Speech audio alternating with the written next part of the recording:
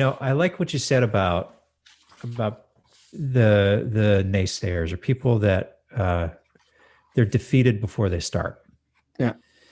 Uh, and I mean, we've all known people like that through our lives. And one of the most frustrating things I've always found, especially like when those people come back to you for advice and you help them along, and all they do is give you reasons why what you're talking about won't work. Yeah. Yet they never take the steps to do anything that might change their situation, whether it's your ideas or things that you guys talk about, or them just being proactive. And I think one of the things that we could probably dive into here is, without delaying too much going on further down the line here on the rest of the habits, is for those people that are maybe reluctant to push their ball down the field, to put themselves out there, to try to change their situation, or to go through the hard work of actually taking the steps to do that. Or maybe they just don't know how. Maybe one of the things is that it looks like such a daunting problem to solve, and they don't know where to start. They don't know what solutions are available to them. And they just get paralyzed by that analysis, and the options. Have Yeah. you had experience with that?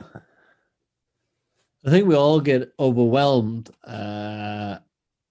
No pandemic or a pandemic. I think it's overwhelming always. And I think we all been, I definitely, if I reflect back in the last 12 months, it's like, I've been very proactive. I've been trying to be very aware of my language and stuff like that. And there's some days that's better than others. You're not perfect, but it's about that thing that you can measure, that you feel that actually you have.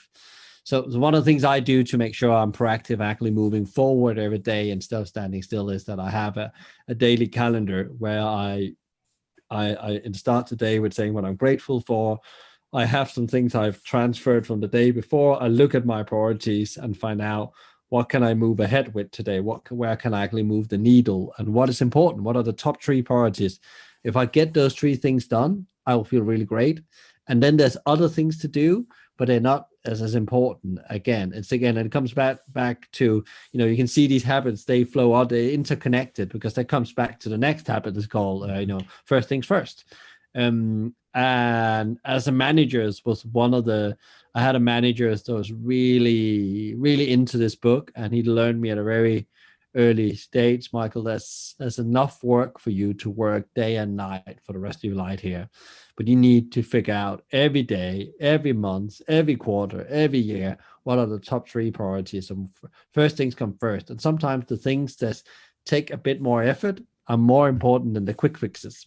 Mm-hmm. And this knee-jerk reaction to just want to do things and get busy because we overwhelm with all the things we need to do, but it's up in our head. We don't need to do all those things. It's actually okay to say no, but it's because you maybe in the context of the bigger world, your strategy, business strategy, or your own context, your private context, really haven't nailed what is important to you, and you don't choose to do them. Mm-hmm. Give an example for myself. I have a wish to do more writing, and at Christmas time, I said, when I had my reflection, I need to change my priorities. So now I've set time off every day, 15 or 30 minutes. The first thing I do when I start the day is writing, just writing something, because, and I actually been surprised now, done it for 3 months now. And now it's a habit. I will not do it. I will take my timer.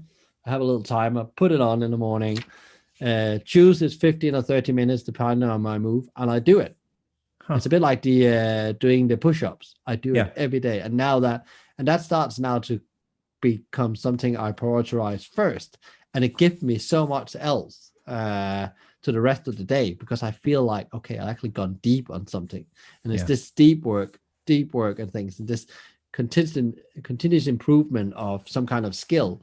And I don't know what the aim, I don't have a big North Star. I want to do a book at some point. but Mhm. I don't believe the book's going to be done in May or April. But I'm working now against it. I'm starting to see a concept developing I couldn't see in the end. So that's an example of where I think that has been very powerful, because I use